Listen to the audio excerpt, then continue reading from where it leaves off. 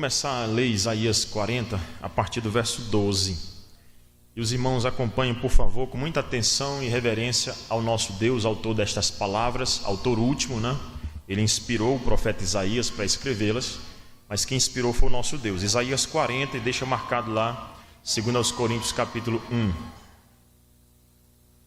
Diz assim, então, a infalível palavra de Deus, Isaías 40, versículo 12.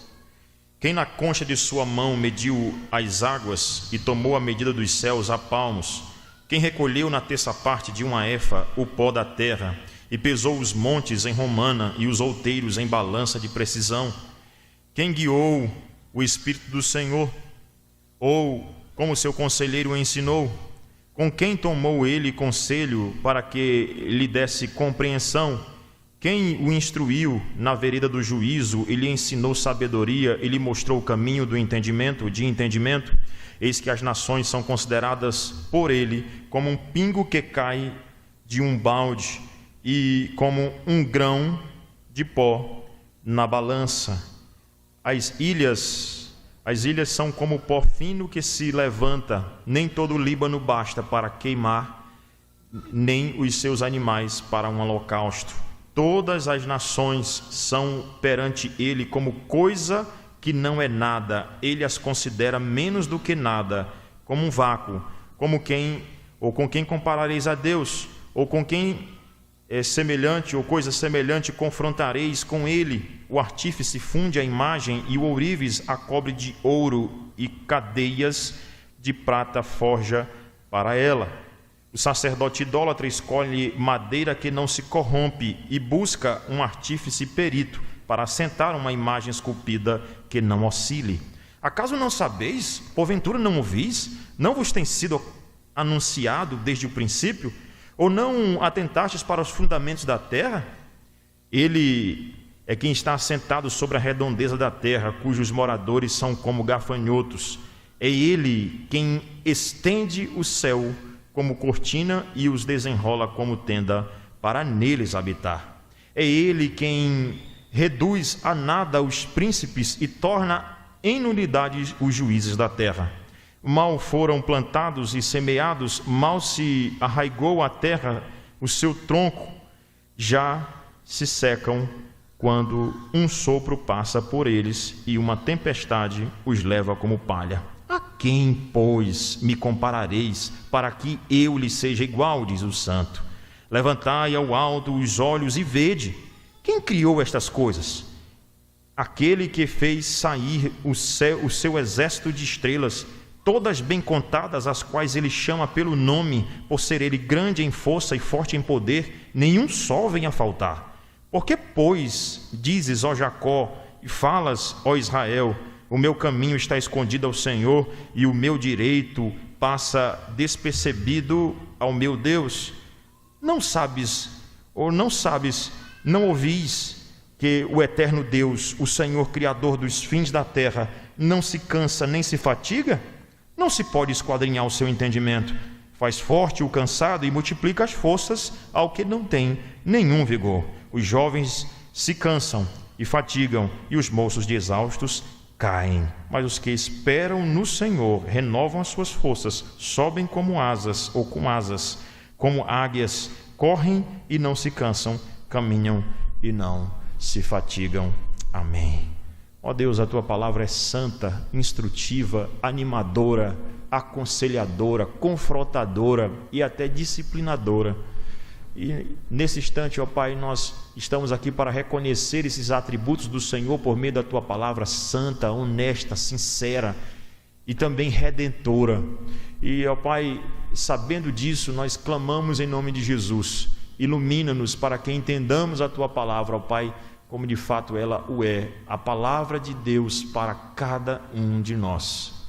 Talvez, ó Pai, alguém aqui esteja cansado, talvez alguém aqui esteja de fato no esgotamento espiritual e já não tenha forças para viver, não tenha mais forças para continuar por si só.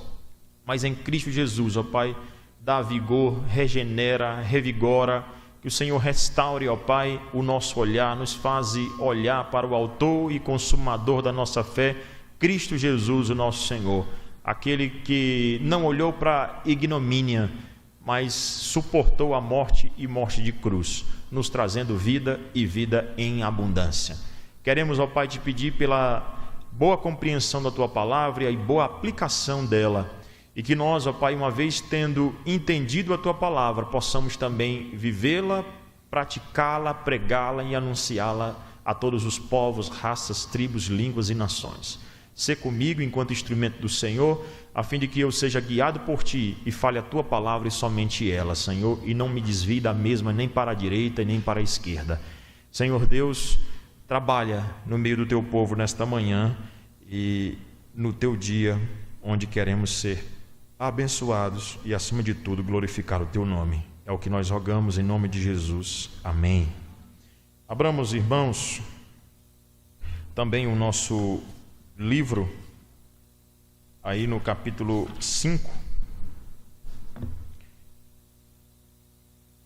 na página de número 94, capítulo 4, perdão, página 94, 5 nós vamos entrar.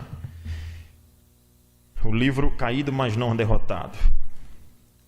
O esgotamento tem sérias consequências. Aqui ele cita pelo menos 3 consequências do esgotamento: a perda da força, a perda da perseverança e a perda do entusiasmo. Perda da força, perda da perseverança e do entusiasmo. Irmãos, como nós temos visto, em alguns momentos da vida nós cansamos tanto que nós perdemos algumas coisas.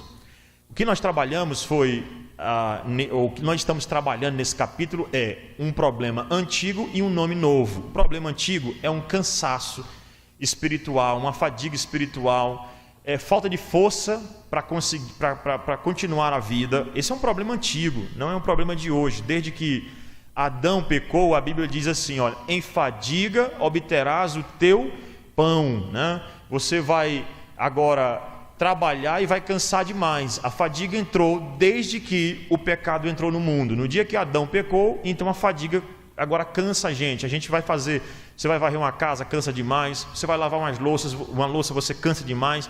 Você vai trabalhar com o computador, você cansa demais. Quem lê cansa, a visão cansa.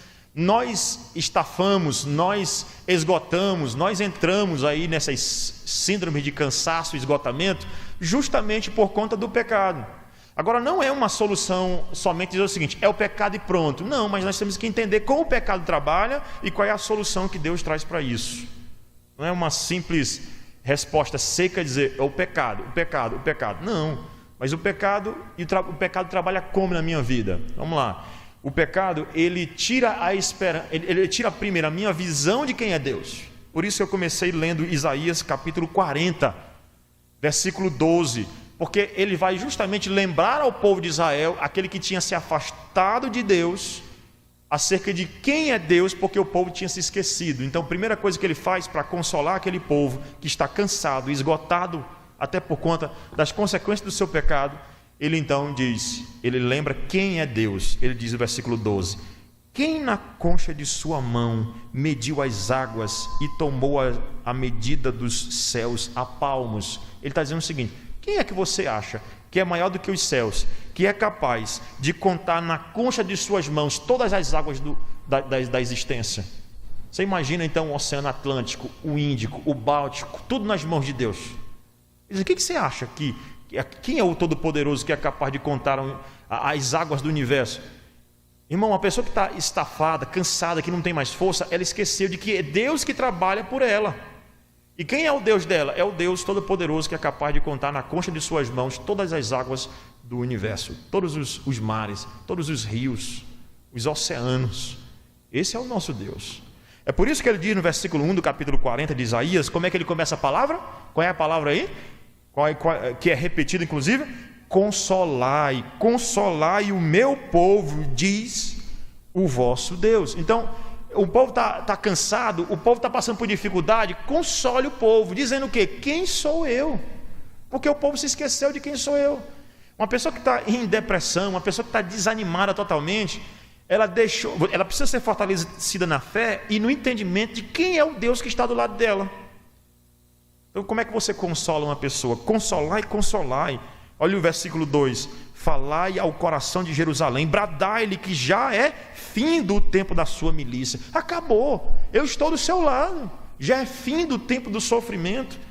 Quem é que está dizendo isso? Que a sua iniquidade está perdoada e que já recebeu em dobro das mãos do Senhor por todos os seus, o quê? Pecados. Deus castigou tudo isso na pessoa do seu Filho amado Jesus Cristo. Você não precisa mais sofrer. E não tem um profeta no Antigo Testamento tão messiânico quanto Isaías, né? Pelas suas pisaduras nós fomos sarados. É ele que vai dizer isso. O castigo que nos traz a paz estava sobre ele, e pelas suas pisaduras nós fomos sarados. Então o que é que nós temos, irmãos? Nós temos a realidade de quem está cansado, estafado, olhar para Jesus Cristo e dizer: consolai, porque já é findo o tempo da sua milícia. Porque Deus já pagou em dobro na pessoa de Jesus Cristo. É só assim que nós vamos descansar.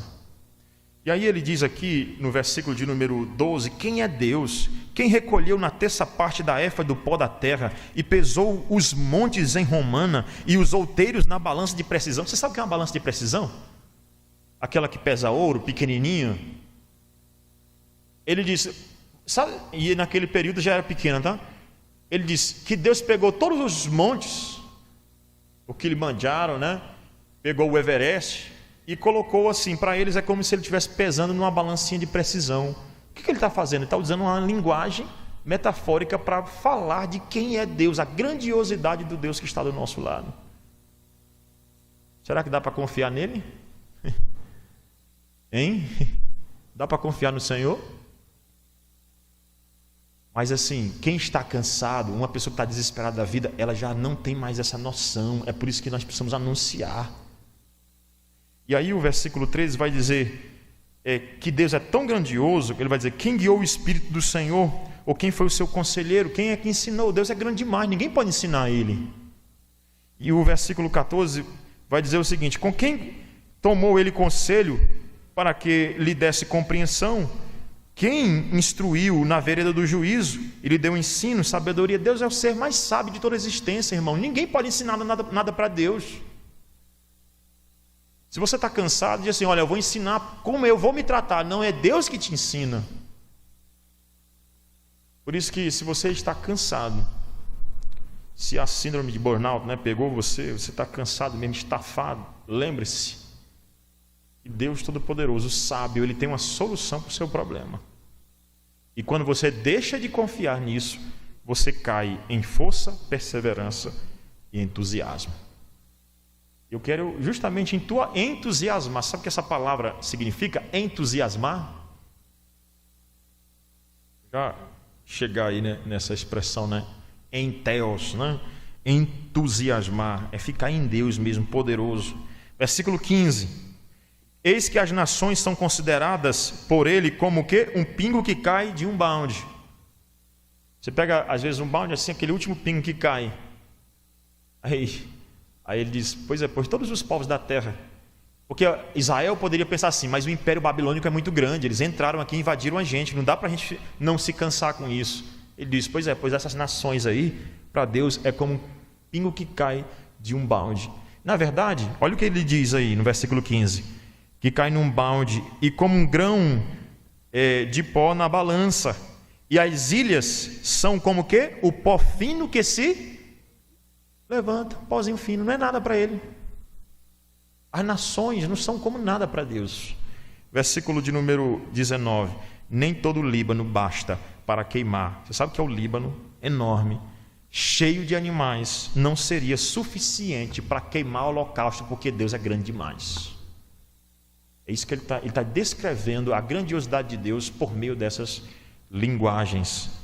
E aí eu vou correr aqui, mas o versículo 18 vai dizer o seguinte: com quem você vai comparar a Deus? Versículo 18: você vai confiar em quem mais? Com quem você pode comparar o Senhor? Não tem mais em quem você possa confiar. Não em pessoas, igreja, pessoas específicas, mas Deus. Versículo 18: com quem comparareis a Deus? Ou com que coisa semelhante confrontareis com Ele? Verso 19: ele vai comparar aquelas pessoas, por exemplo, que confiam em ídolos feitos por mãos, né? Versículo 19: o artífice funde a imagem, e o ourives a cobre de quê?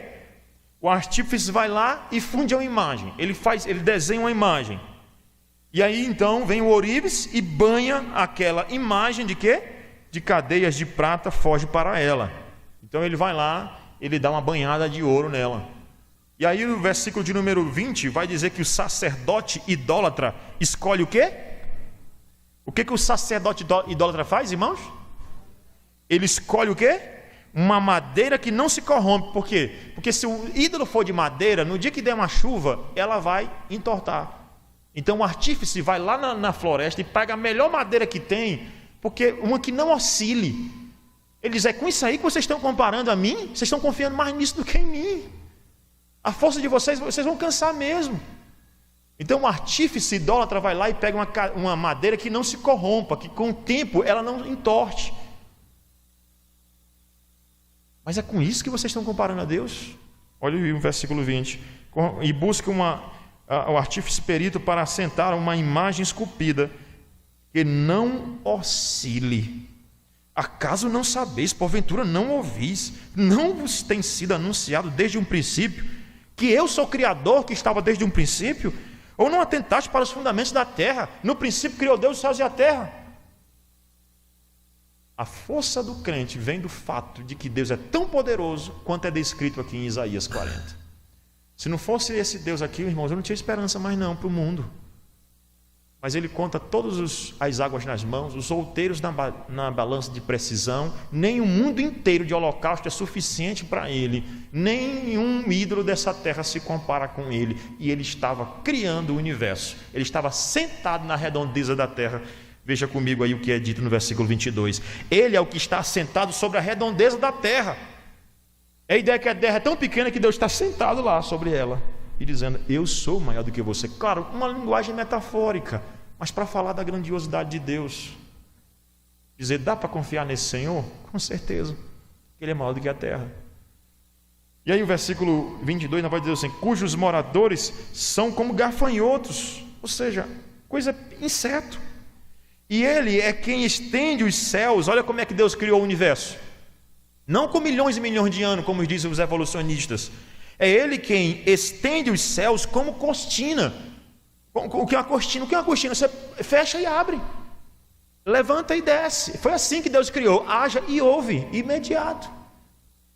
Esse Deus poderoso. Por isso que o salmista no Salmo 120 vai dizer: eu olho para os céus e para os montes e me pergunto: de onde me virá o socorro? Meu socorro vem do Senhor, que fez os céus e a terra. E abriu e fecha. No dia que Ele for destruir a terra, vai ser do mesmo jeito. Olha aí, ó. Estende os céus e os desenrola como tenda para neles habitar. É Ele quem reduz a nada os príncipes e o torna em nulidade o juiz da terra. Ele destrói Nabucodonosor, ele destrói o Império Medo-Persa, ele destrói o Império Grego e ele destrói o Império Romano, né? A visão da estátua lá que Nabucodonosor teve e que foi interpretada por Daniel, né? A cabeça, o peito, né? O peitoral, o cinto e as pernas, a visão dos impérios, né? O Império Babilônico cai, o Império Medo-Persa cai, e o Império Grego cai, e o Império Romano também cai. E só aquela pedra que não foi com auxílio de mão, que ela foi lançada e destruiu a estátua, que é o reino de Cristo, que vai permanecer por toda a vida. É nesse Cristo que eu confio para suportar as minhas dificuldades, e mais ninguém. É nesse Deus Todo-Poderoso. Aí ele diz no versículo 24: mal foram plantados e semeados, mal se arraigou na terra o seu tronco, já se secam. Mal o Império Babilônico está ali, de repente Deus destrói. Quando um sopro passa por ele e uma tempestade os leva como palha. A quem, pois, me comparareis para que eu lhe seja igual? Com quem você vai comparar a Deus? Você não pode confiar em mais nada nesse mundo. Diz o Senhor: levantai ao alto os olhos e vede quem criou estas coisas, aquele que faz sair o que... Olha como Deus criou os céus e a terra e as estrelas. Olha, aquele que fez sair o seu exército de estrelas. Linda essa linguagem de Isaías. Meu protetor é aquele que fez sair um exército de estrelas. Ele disse: haja luzeiros no firmamento. E as estrelas estavam lá. Ele disse: todas bem contadas, as quais ele chama pelo nome. Você imagina Deus chamar as estrelas pelo nome? Todas elas, milhões e milhões de estrelas, ou bilhões de estrelas. E aí ele ainda diz assim: por ser ele grande em força e forte em poder, nenhum só vem a faltar, nenhuma só. Porque, pois, dizes, ó Jacó... Olha, vamos ler o verso 27, todo mundo junto? Porque a ideia é essa. Ele tá falando tudo para chegar aqui. E dizer assim, olha, vamos lá? Porque, pois, dizes, ó Jacó, e falas, ó Israel, o meu caminho está encoberto ao Senhor. Deus não olha para mim, e o meu direito passa despercebido ao meu Deus. Deus não olha para mim, Deus não olha para a minha causa, Deus não tem misericórdia de mim. Ele diz: por que você está dizendo isso? Se Deus é aquele todo-poderoso que nada passa despercebido aos seus olhos. Ele sabe do seu sofrimento, do seu cansaço, da sua dor. E aí o versículo 28 vai dizer: não sabes, não ouvis, que o eterno Deus, que fez isso aqui tudo, o Senhor Criador dos céus e da terra, né? Nem se cansa, nem se fatiga, não se pode esquadrinhar o seu entendimento, faz forte o cansado. Olha quem está cansado. Tudo isso aqui ele disse, irmãos, para chegar nesse ponto. Pastor, eu estou com o burnout, eu estou com estafado, eu estou esgotado. Então a palavra do Senhor para você é o versículo 27. Faz forte ao cansado e multiplica as forças ao que não tem nenhum vigor. Dá força ao cansado e dá esperança àquele que não tem mais nenhuma força para dar mais nenhum passo. Deus então... Aí alguém pode dizer o seguinte: mas não, pastor, Deus não está nem sabendo. Ele acabou de descrever quem é Deus. Espera aí. Do versículo 12 até agora, ele vem só dizendo quem é Deus para você poder confiar nele. Eu olho para cá e eu pergunto para você: com quem nós vamos comparar a Deus? Ninguém. Ninguém é capaz de ser comparado com esse Deus. Os jovens se cansam. A gente vê hoje em dia jovens cansados, crianças cansadas, estressadas já, ansiosas, até depressivas. Jovens se cansam. E de exaustos, eles caem. Os moços, aqueles vigorosos do ponto de vista físico, estão cansados. Numa cama, já não tem mais esperança nenhuma para olhar para a vida. Incrível isso. Você vai conversar com adolescentes, jovens, sem esperança e perspectiva nenhuma de vida. E depois dessa pandemia a coisa ficou muito mais difícil. Sem esperança nenhuma, cansado. Depois desse tempo todinho parado, os especialistas agora da área da educação, inclusive, estão estudando quais são os prejuízos pós-pandemia. Prejuízos pedagógicos, intelectuais, morais, psicológicos e agora para nós, prejuízos espirituais. Uma geração, infelizmente, desesperada, pessoas sem esperança no futuro, cansados e os moços de exaustos caem. Mas aí, irmãos, o versículo 31, quem confia nesse Deus Todo-Poderoso que ele descreveu aqui, nessa linguagem metafórica, a partir do versículo 40, ele diz aí no versículo 31, mas os que esperam no Senhor renovam as suas forças.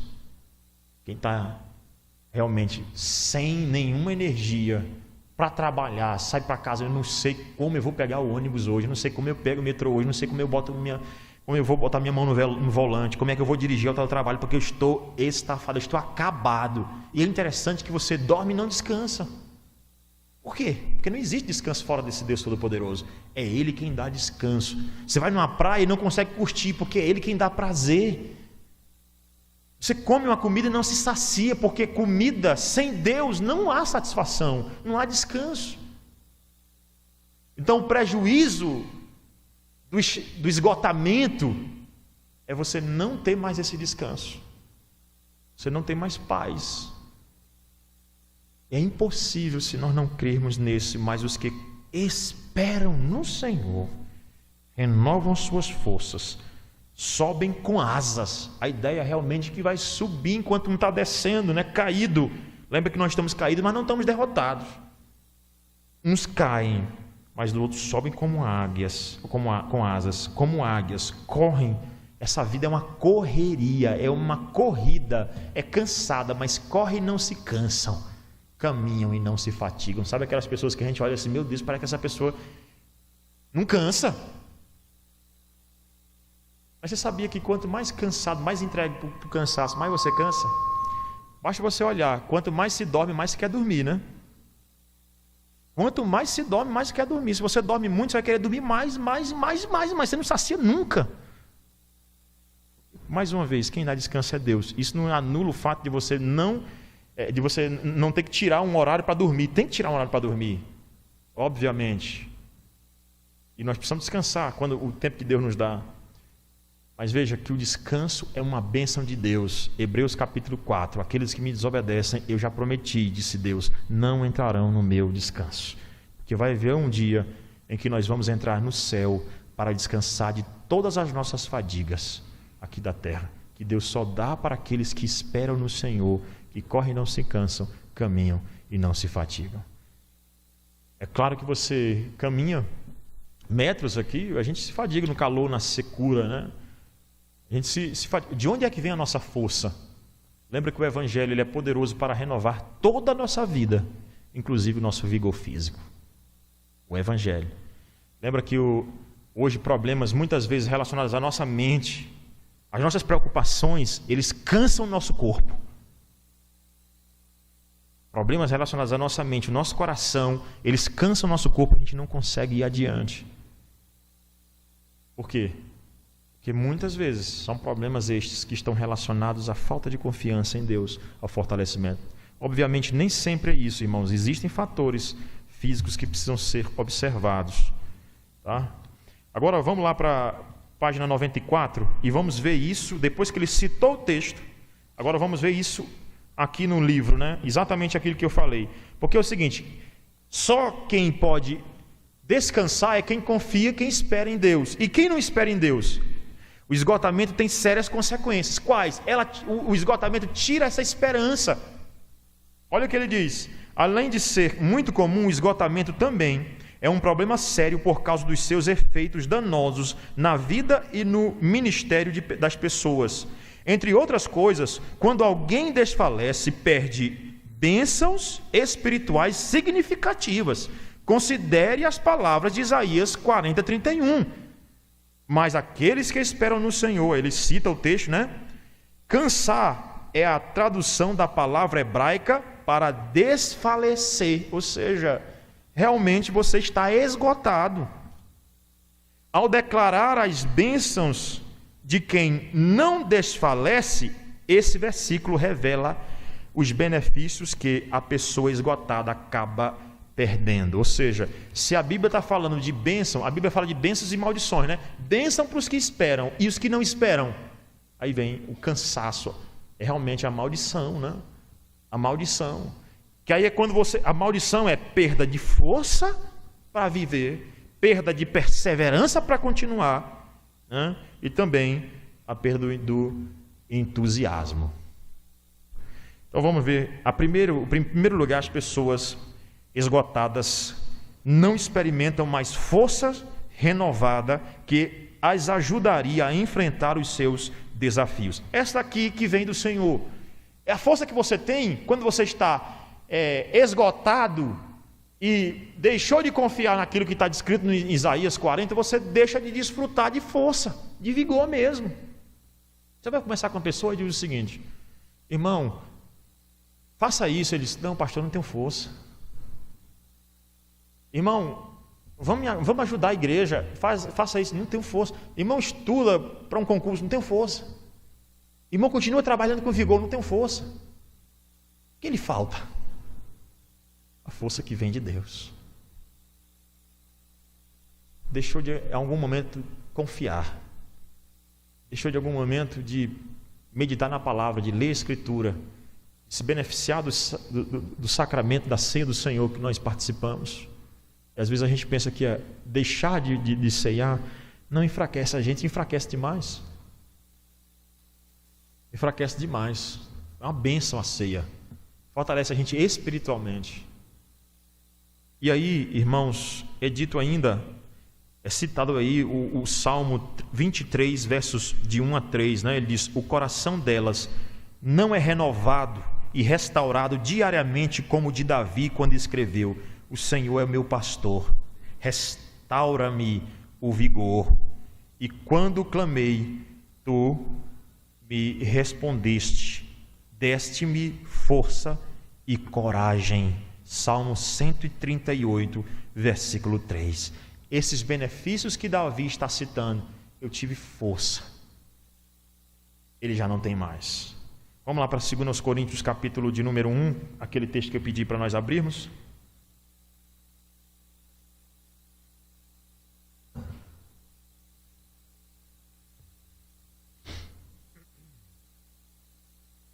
Como renovar a força, né?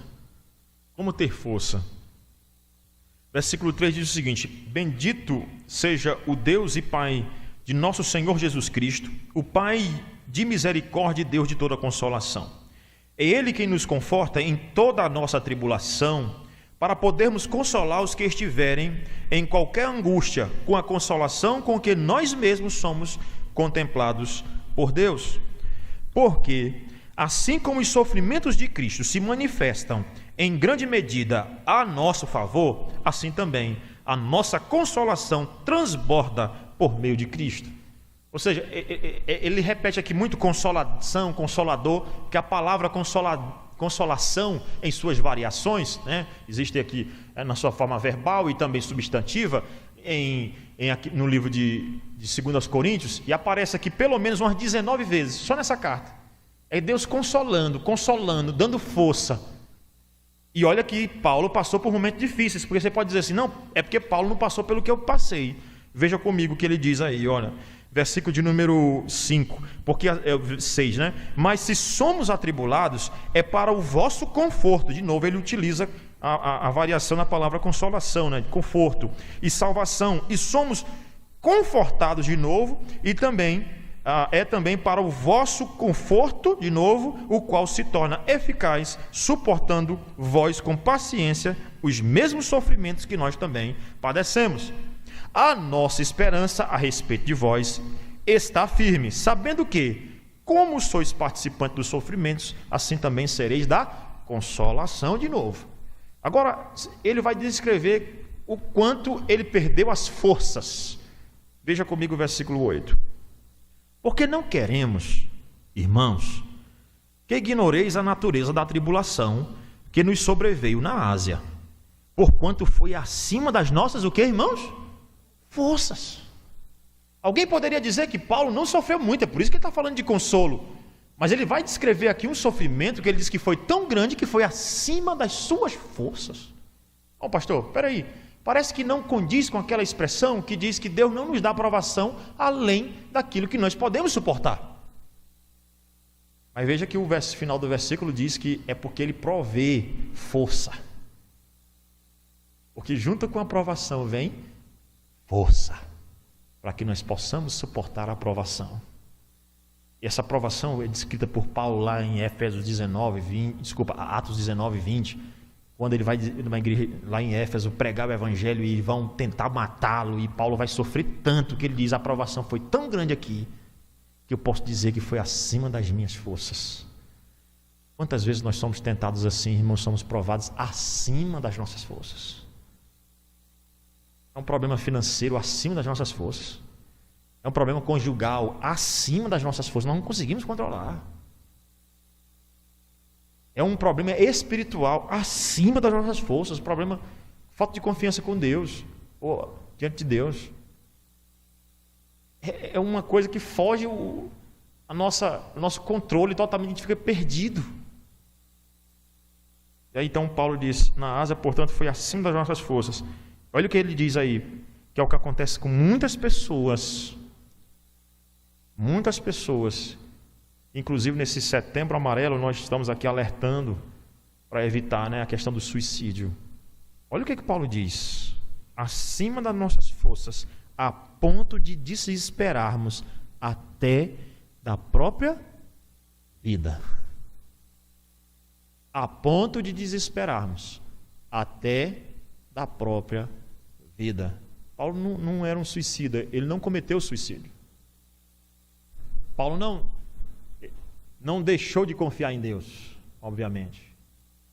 Paulo não deixou de ter esperança em Deus. Mas veja bem, crente também chega um momento de desespero. Por isso que nós precisamos ficar atentos, né, a nós mesmos, nosso desespero e o desespero dos nossos irmãos.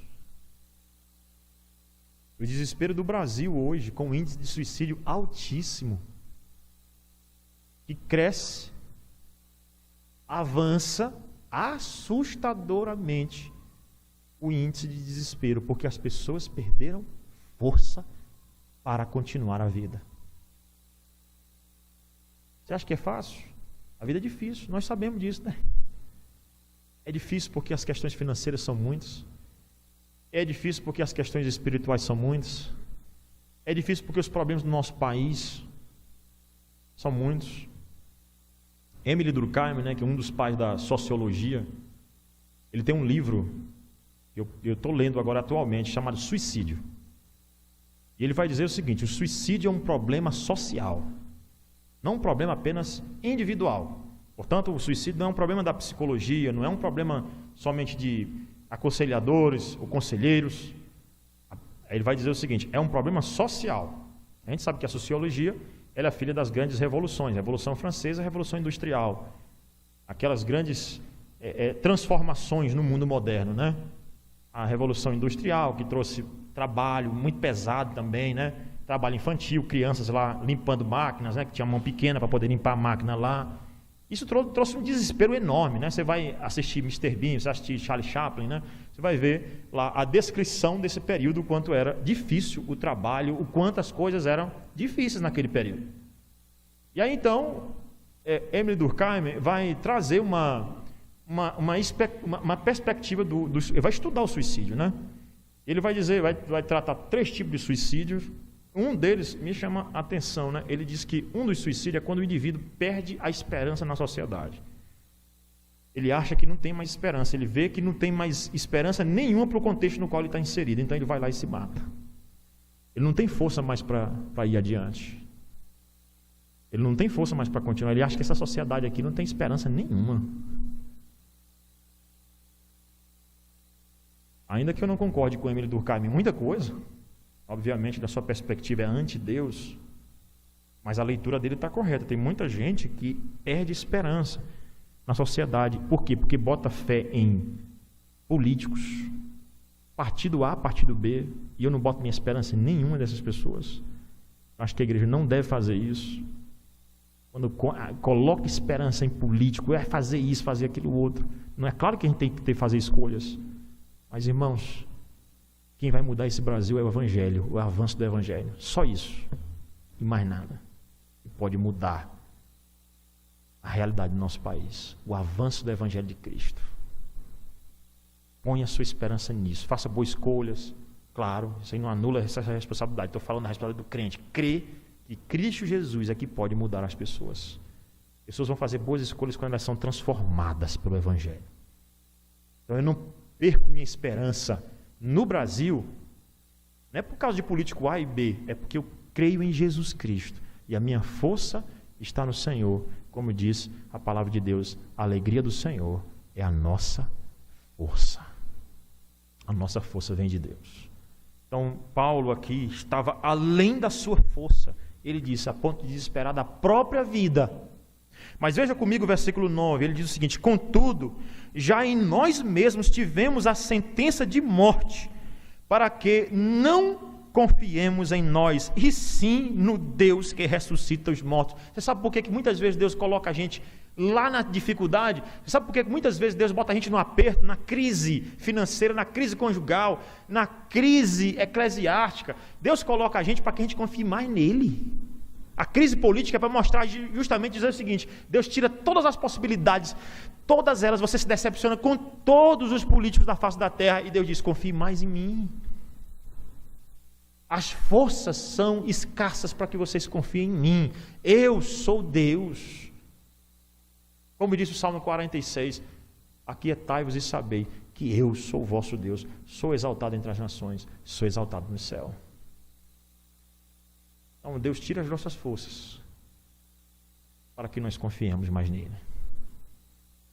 Esgotamento, burnout, tira a esperança que temos, a força que temos em Cristo Jesus. A segunda coisa, tira também a nossa perseverança. Sabe que um dia bom não é a coisa mais difícil. Tem dia que a gente está tão bem, as coisas dão tudo certo. Relacionamento com o marido, com a esposa vai bem em casa, os filhos estão obedientes, as contas estão pagas em dias, bem administradas. Na igreja as coisas estão tudo bem. O mundo parece que deu uma melhorada, a pandemia parece que baixou, pastor, hoje é o dia. Irmãos, ter dias assim não é a coisa mais difícil. A coisa mais difícil, a palavra de Deus nos mostra, é perseverar. É continuar. Sabe uma palavrazinha muito difícil para a gente colocar na prática, chamada constância. Constância. Nós não somos constantes. Nós somos inconstantes. Dia lá em cima, dia lá embaixo. Tem dia que está tudo bem, tem dia que o negócio aperta e você diz, rapaz, Deus não está comigo não. Deus abandonou o nosso país. Deus saiu daqui. O dia ruim. O dia mau. Aí então, irmãos, eu quero convidar você a abrir a palavra de Deus em Tiago, capítulo 1. Tiago 1.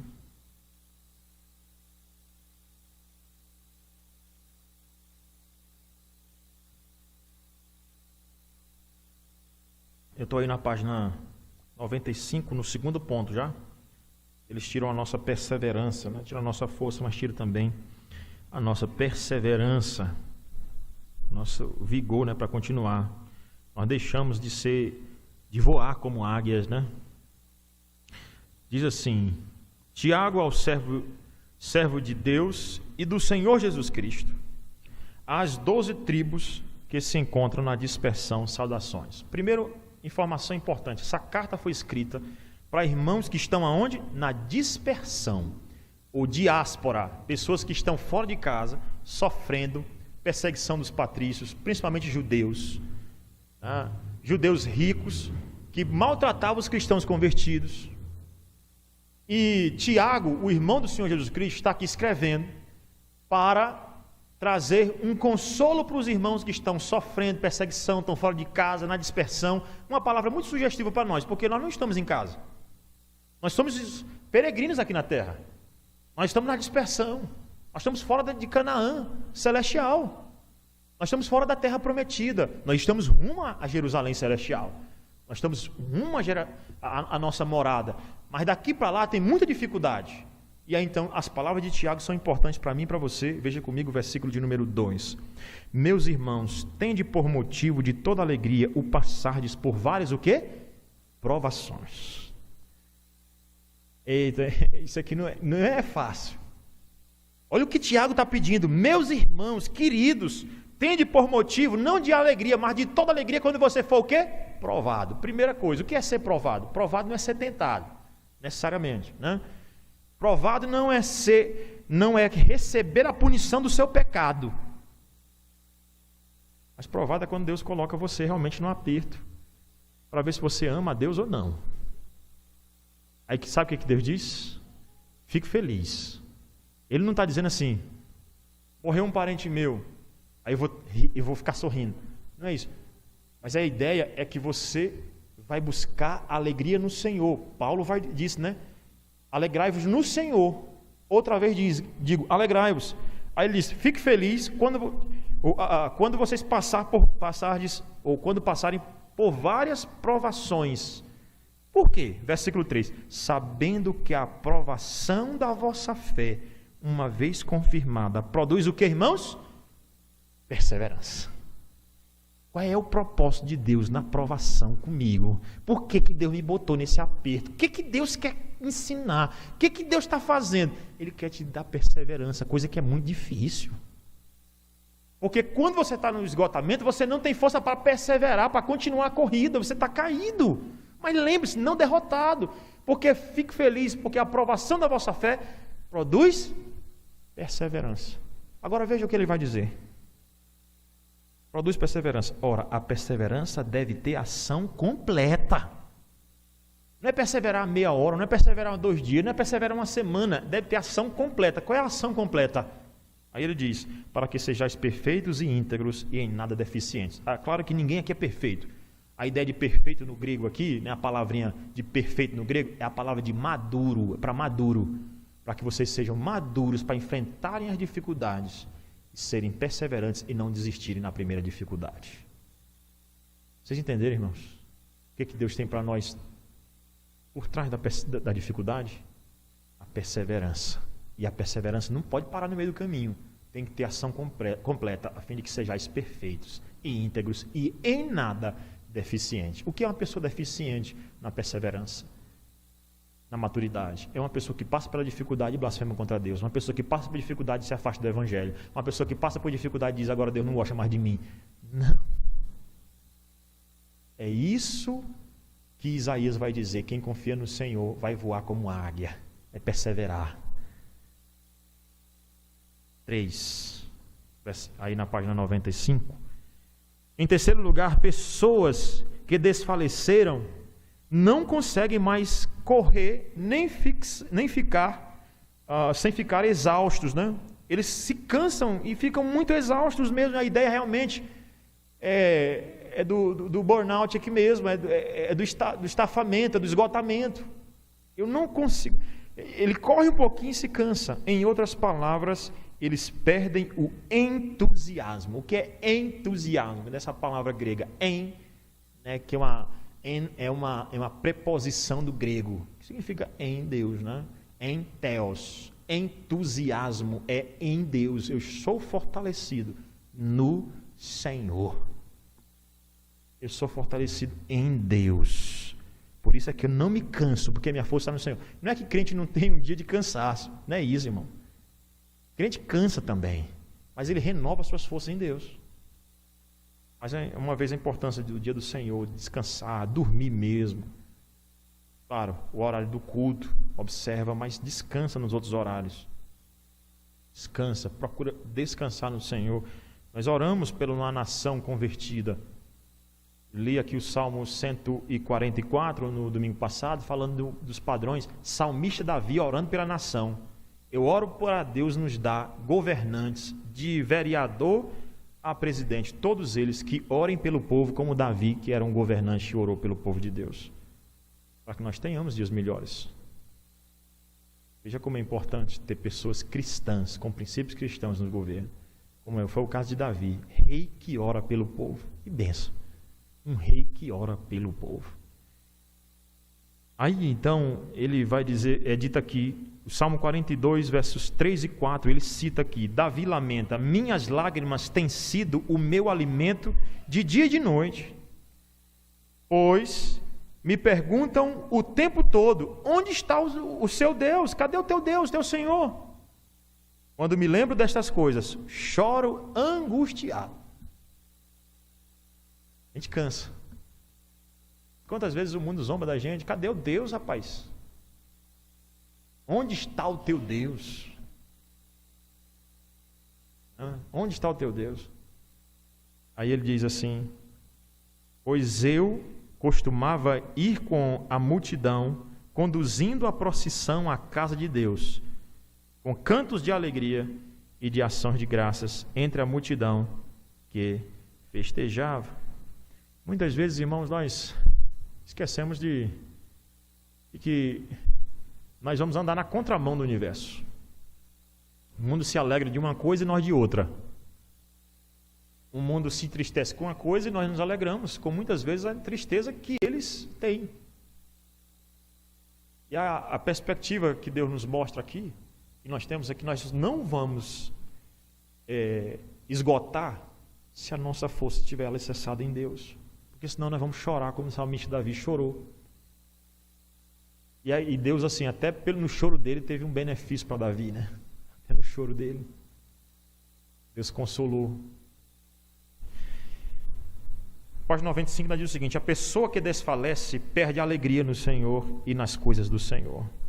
Perder a força, a perseverança e o entusiasmo é um problema sério, mas há outras consequências iguais, sérias ou igualmente sérias do esgotamento. Vamos abrir agora em Efésios capítulo 3. Efésios capítulo 3. Esse texto é profundamente consolador para mim e para você.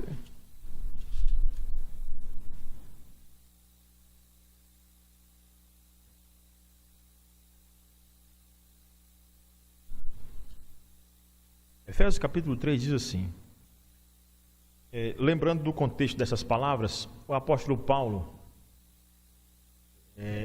ele primeiro dá a base doutrinária, depois ele vai para a prática.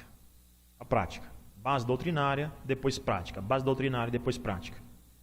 Interessante que Abraham Kuyper, ele pegou a doutrina calvinista, por exemplo, da soberania de Deus e aplicou para a política. O livro Calvinismo, você pode ler, você vai perceber isso.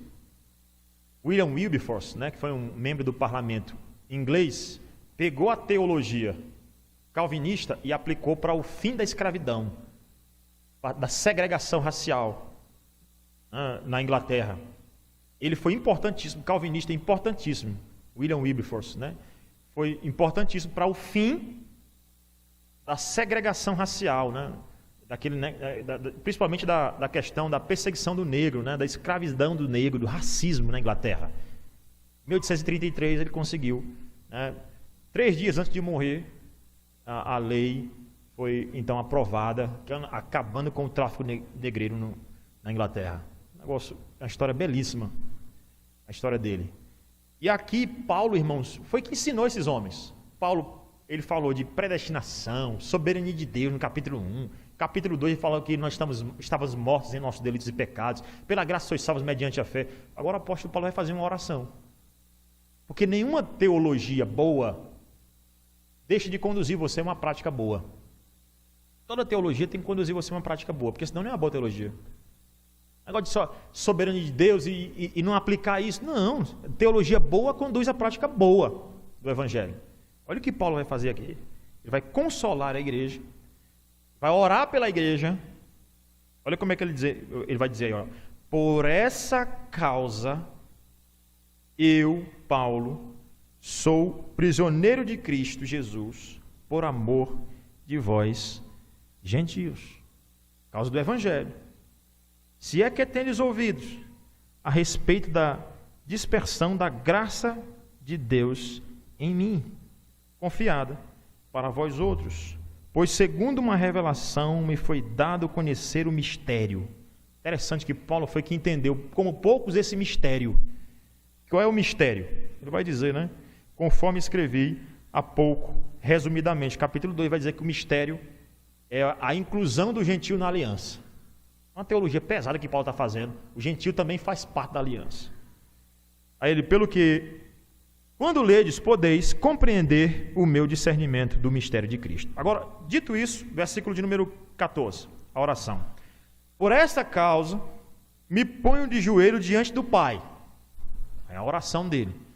Por essa causa, me ponho de joelho diante do Pai. Que causa é essa? Versículo 11. Segundo o eterno propósito que estabeleceu em Cristo, nosso Senhor, pelo qual temos ousadia e acesso à confiança mediante a fé nele. Portanto, vos peço que não desfaçais nas minhas tribulações por vós, desfaleçais nas minhas tribulações por vós, pois nisso está a vossa glória. Qual era o objetivo de Paulo? Não desfaleçais, não desfaleçais. A ideia aqui é, não caia, não morra, não desfaleça. Aí Paulo vai dizer, por essa causa, me ponho de joelhos diante do Pai, para que vocês não desfaleçam.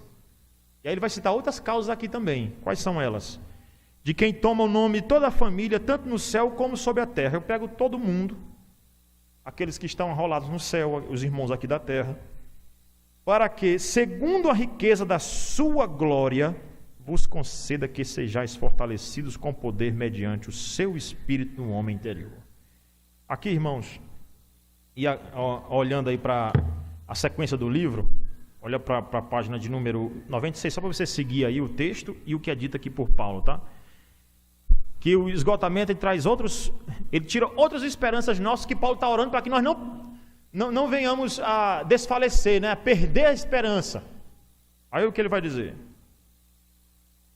Os primeiros 12 versículos desse capítulo são uma exortação de Paulo aos seus leitores para que não percam a perseverança da eternidade em suas dificuldades. Então, ele diz, não desfaleça, por quê? Porque você tem uma esperança eterna nos céus. Isso é um mistério de Deus para vocês. Se vocês creem em Cristo, vocês vão entrar na glória eterna. Até porque, irmão, se você olhar só para essa vida, como disse Paulo, nós somos os mais miseráveis de todos os homens, nós não vamos ter esperança nenhuma. Mas se você olhar para Cristo, versículo 6 do capítulo 3, a saber que os gentios são co-herdeiros, membros do mesmo corpo e co-participantes da promessa em Cristo Jesus por meio do Evangelho. Tanto judeus quanto gentios são participantes do Evangelho que traz esperanças eternas. Por isso Paulo está orando para que o povo não venha a desfalecer. Por que ia desfalecer? Por que ia desfalecer?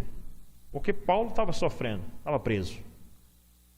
O povo podia olhar para aquilo e perder a esperança. Podia cair no meio do caminho. Então Paulo diz, por essa causa me põe de joelho diante do Pai. Quem toma o nome de toda a família, tanto no céu como sobre a terra, para que vocês sejam fortalecidos. Olha o que ele vai dizer, versículo 16. Para que segundo a riqueza de sua glória, vos conceda que sejais fortalecidos com poder mediante o seu Espírito. No homem o quê? Interior. No homem interior. Sabe que, mais uma vez, o homem interior, se ele não vai bem, dentro de mim, o meu espírito, o meu corpo pode cair. Diz que Paulo botava o joelho no chão e disse, Senhor, fortaleça o homem interior da minha igreja. Ele se bota de joelhos, ele se põe de joelhos e ora pela igreja dizendo o seguinte, para que o homem interior seja fortalecido. Eu não oro só para que você tenha força para trabalhar. Eu não oro só para que você tenha força para caminhar bem. Eu não oro só para que você não seja acometido de Covid-19. Mas eu oro para que Deus te fortaleça interiormente. Teu espírito. Porque senão você vai desfalecer. E como é que ele faz isso? Para segundo a riqueza da sua glória. Deus é rico em glória? Paulo sabe pedir, não sabe? Para que segundo a riqueza da sua glória. Deus é rico em glória? E como é rico, né? Então ele pede segundo a riqueza da sua glória, vos conceda que sejais fortalecidos com poder mediante o homem interior. Seu espírito no homem interior. E assim habite Cristo. Então, primeiro pedido de Paulo, aqui nessa oração, qual é? Para que, segundo a riqueza da sua glória, vos conceda que sejais o quê? Fortalecido no homem interior. Então, o primeiro pedido de Paulo aqui nessa oração, que Deus fortaleça cada um de nós no homem interior. Para que nós tenhamos perseverança. Segundo pedido dele, versículo de número 17. O que ele diz aí? E assim habite Cristo no vosso coração pela fé, estando vós arraigados e alicerçados em amor. Então, o segundo é que Cristo habite no vosso coração. Não vai ter perseverança. Pelo contrário, nós vamos olhar para as dificuldades.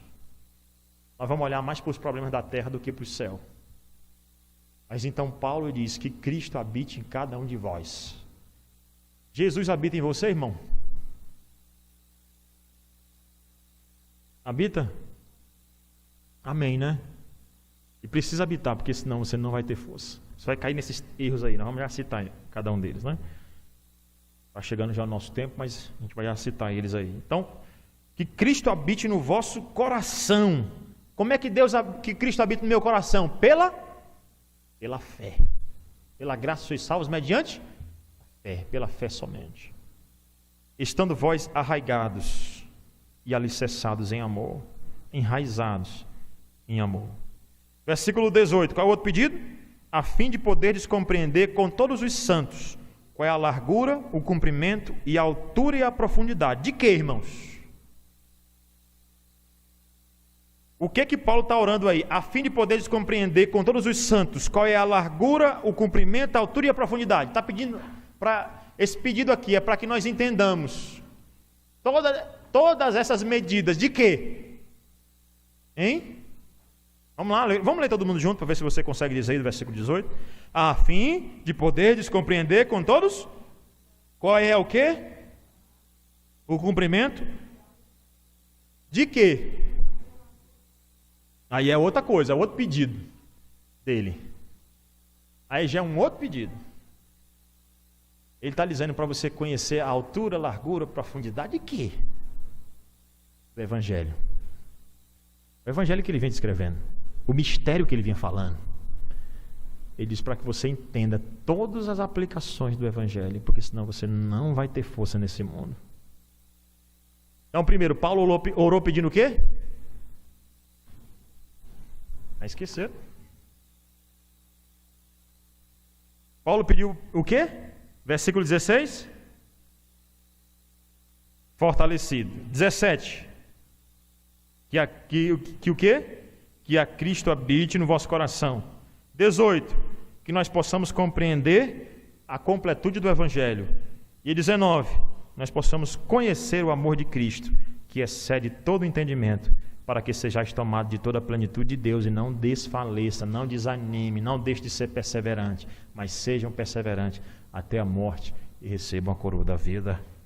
Aí ele termina dizendo: ora, aquele que é poderoso, será que dá para pedir? Para fazer infinitamente mais do que tudo o que pedimos ou pensamos, conforme o seu poder que opera em nós, a ele a glória na igreja em Cristo Jesus, por todas as gerações e para todos sempre. Amém. Então, se eu perco isso de vista, quais são as consequências? Página 96. Primeiro, os primeiros 12 versículos, então, ele diz que desse capítulo são uma exortação de Paulo a seus leitores para que não percam a perspectiva da eternidade em suas dificuldades. O que é perder a perspectiva da eternidade? Saber que a vida não se resume a esses problemas aqui, não. Uma hora acaba. Segundo, ainda no primeiro aí ele diz, né? No primeiro parágrafo, no finalzinho, ele diz o seguinte: o foco deles passa a ser, quando você troca, né? Passa a ser o cansaço temporário, em vez de se ocuparem com a tarefa de suprema importância para a qual eles foram chamados em Cristo. Então, foque na eternidade. Segunda coisa, qual é a segunda coisa aí no livro, página 96? Vamos lá, último parágrafo, não, penúltimo parágrafo, diz o seguinte: prossegue nos versos 17 e 19, para que Cristo habite no coração.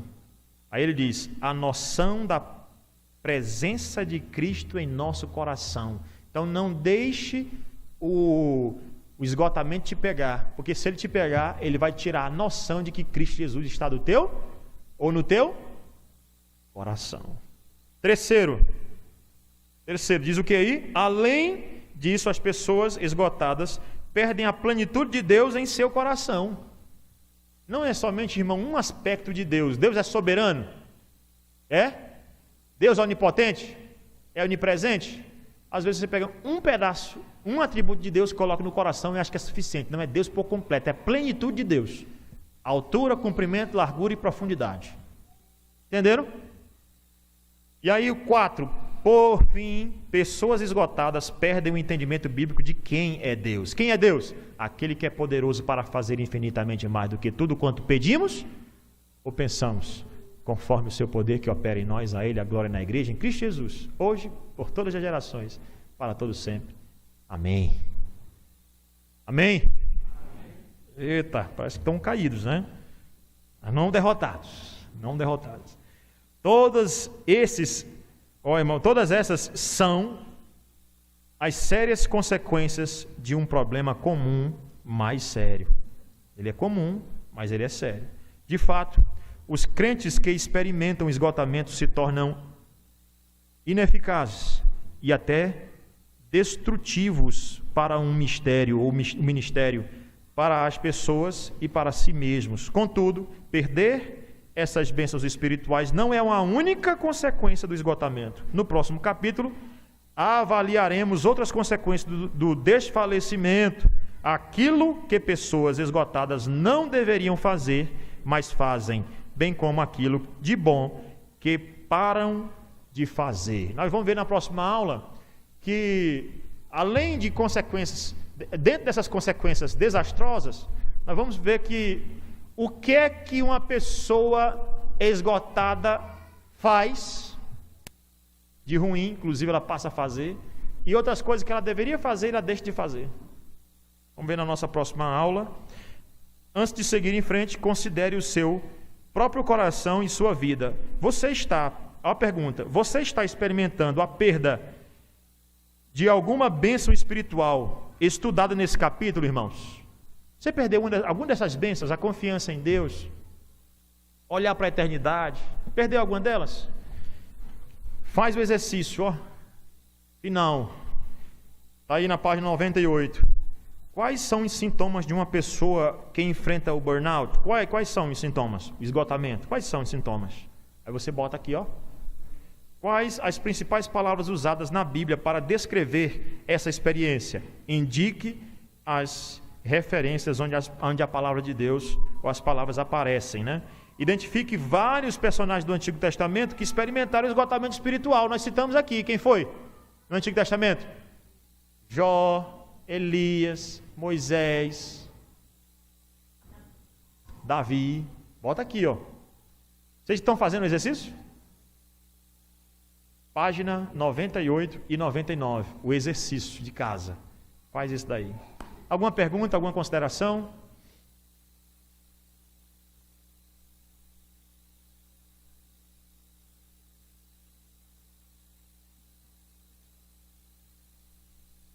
Qual o versículo, irmã?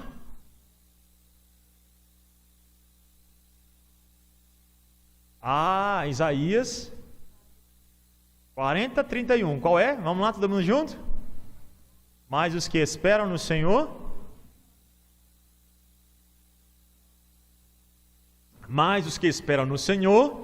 renovam as suas forças,